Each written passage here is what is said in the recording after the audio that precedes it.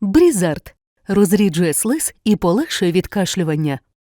Сьогодні президент Польщі Анджей Дуда і прем'єр-міністр Дональд Туск зустрінуться з Джо Байденом у Білому домі. Повідомляється, що польські лідери мають намір просити Сполучені Штати Америки збільшити кількість американських військових поблизу кордону з Україною та пришвидшити поставки техніки.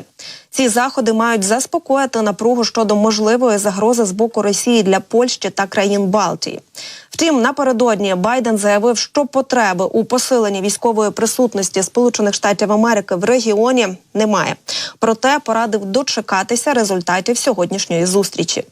До речі, вона збігається з 25-ю річницею членства Польщі в НАТО. Тож Дуда об'єднає свій заклик про надання більшої кількості військ з проханням до США прискорити постачання військової техніки і продати Польщі більш сучасне озброєння.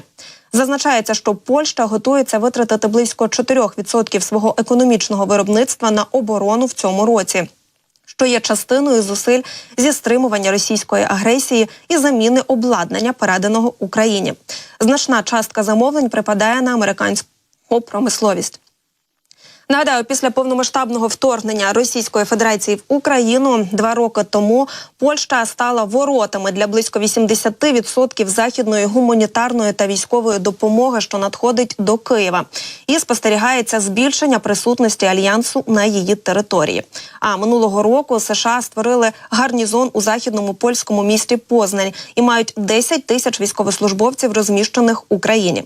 Також Дуда заявив, що під час візиту до США запропонує країнам-членам НАТО підвищити мінімальний рівень витрат на оборону з 2% від ВВП до 3%. Так, як стало відомо, сьогодні у Держдепі США вже прокоментували і цю заяву польського президента. Зокрема, речник Держдепу Меттью Міллер сказав, що спершу необхідно, щоб усі країни-члени НАТО досягли таки показника у 2% від ВВП на оборону. Бо зазначив, що наразі близько 2/3 країн НАТО тримають витрати на оборону на цьому рівні. А от Європейський Союз планує вже влітку цього року виділити Україні від 2 до 3 мільйонів євро з прибутків, отриманих від заморожених російських активів. Зазначається, що Єврокомісія готує план, який передбачає конфіскацію пов'язаних із санкціями прибутків. Перший транш грошей може бути виділений вже в липні. Це якщо Брюссель зможе отримати схвалення держав-членів. Очікується, що пропозиція буде зроблена до саміту лідерів ЄС наступного тижня. Тим часом сьогодні Європарламент проведе дебати щодо заборони імпорту агропродукції з Росії та Білорусі. Ініціативу вніс польський євродепутат Анджей Халіцький від найбільш політичної групи Європейської народної партії. Запит на дебати подали вже після затвердження порядку денного сесії, але очікується, що парламентарі підтримають включення цього обговорення у графік.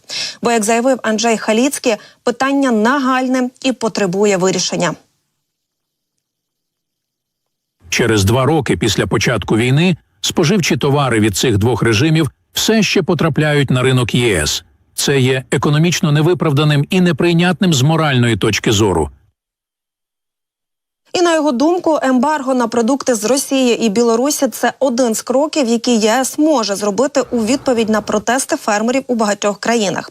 Я, до речі, нагадаю, що у лютому парламент Латвії прийняв тимчасову заборону на імпорт сільськогосподарської продукції з Росії та Білорусі щонайменше до липня 2025 року. Латвія ж заявила, що цей крок спрямований на розрив економічних зв'язків з країнами-агресорами та доповнює санкції ЄС. Також президент Литви Гітанас Науседа напередодні заявив, що підтримує пропозиції щодо заборони ввезення російського зерна.